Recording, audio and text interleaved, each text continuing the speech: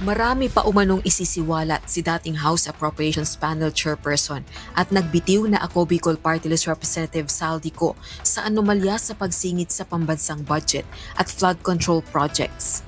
Yan ang kabilang sa laman ng ikatlong video na ini-upload nito sa kanyang social media page araw ng Linggo, November 16. Pero kabilang sa inihayag nito ay ang pagtanggap umano ng nasa 56 billion pesos na kickbacks ni na Pangulong Ferdinand Marcos Jr. at dating House Speaker Leyte 1st District Representative Martin Romualdez.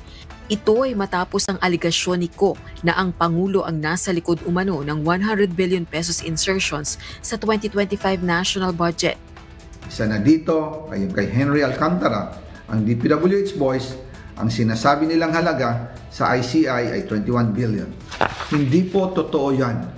Ang totoong numero ay 56 billion pesos at yung pong halaga na yan ay kay Pangulong Bongbong Marcos at Martin Romualdez na punta lahat.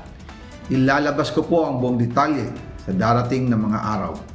Samantala, inaasahan na umano ni Ko ang mas maraming kasong ihahain laban sa kanya at pagtindi ng banta sa kanyang buhay at sa kanyang pamilya.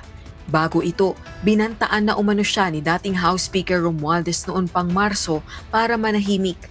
March 2025 pa lang, si Speaker ay nagpaparinig na sa akin sa aming meeting that he will shoot me if I will talk.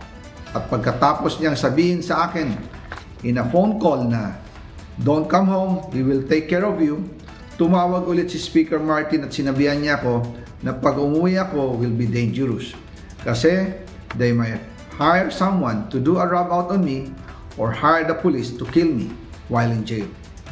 Tumanggi naman si PBBM na patulan ng mga pahayag ni Ko at hindi na ito bibigyang halaga o dignidad. Ganito rin ang reaksyon ni Romualdez. Sa isang pahayag, hindi na ito magkokomento sa mga aligasyon ni Ko dahil hindi naman ito isang sinumpaang salaysay at walang bigat sa korte. Nananatili rin anyang malinis ang kanyang konsyensya at wala ring opisyal ng pamahalaan, contractor o testigo ang nagturo ng anumang pagkakamaling ginawa niya. Handa rin umano siyang makipagtulungan sa anumang legal na proseso at naniniwalang lalabas ang katotohanan sa pamamagitan ng akmang institusyon. Sa kasalukuyan, walang impormasyon ng mga otoridad sa kinaroroonan ni Ko. Subalit nananawagan na ang iba't ibang opisyal na bumalik na ito ng bansa at makipagtulungan sa mga ginagawang investigasyon sa flood control corruption scandal. Rosa Licoz, UNTV News and Rescue. Diyos ang aming sandigan, serbisyo publiko ang aming pinahahalagahan.